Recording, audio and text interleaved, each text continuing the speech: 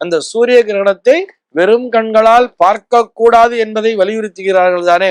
அதனை நாம் நம்புகிறோம் தானே. வெறும் கண்ணால பார்த்தோம்னா நம்முடைய கண்ணுடைய அந்த பவர்ங்கிறது போயிடும், அது எஃபெக்ட் உடனே நடக்குதுங்கிறத நம்புறோம் தானே. அது எதனால் நடக்கிறது? அந்த நேரத்திலே அந்த யூவி ரேஸ் அப்படிங்கிறது அதிகமா பாயுது அப்படிங்கறத நம்முடைய சயின்ஸ் ஆனது சொல்கிறது. அந்த நேரத்தில் இருக்கக்கூடிய அந்த கதிர் வீச்சானது நம்முடைய கண்களினுடைய சக்தியை குறைத்து விடும்.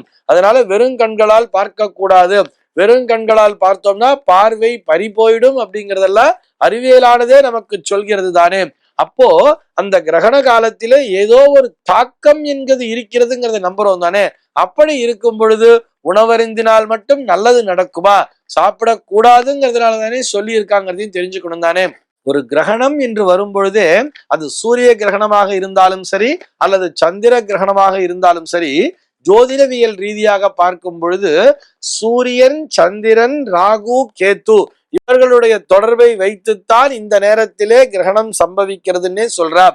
சூரியனோடு ராகுவும் சந்திரனோடு கேத்துவும் இணைந்திருந்தால் அது சந்திர கிரகணமாக பார்க்கப்படுகிறது. அல்லது சூரியன் சந்திரன் ஒன்றாக சேர்ந்து அவர்களோடு ராகுவோ அல்லது கேத்துவோ இணைந்தால் அது சூரிய கிரகணமாகவே பார்க்கப்படுகிறது. ஆக இந்த சூரியனும் சந்திரனும் ஏதோ ஒரு வகையில இந்த ராகு கேத்துக்களினால் பாதிக்கப்படுகிறார்கள் அப்படிங்கிறது நிஜம்தானே. ராகு கேத்துன்னு சொன்னா அது பாம்பாத்தான் பார்க்கணுங்கிறது இல்லைங்கிறது நம்ம கடந்த சில வாரங்களாகவே பார்த்து கொண்டு வருகிறோம். பாம்புங்கிறத உருவகப்படுத்தி அது ஒரு நச்சுத்தன்மையுடன் கூடிய பகுதி, அதன் வழியாக இந்த சூரியன் சந்திரனுடைய அந்த ரேஸானது பாஸ் ஆகும் பொழுது நாம் பாதிக்கப்படுவோம்ங்கிறதான் இந்த கிரகணம்ங்கிறது தெளிவாக சொல்லி இருக்கிறதுங்கிறதையும் நம்ம ஏற்கனவே பார்த்திருக்கிறோம்.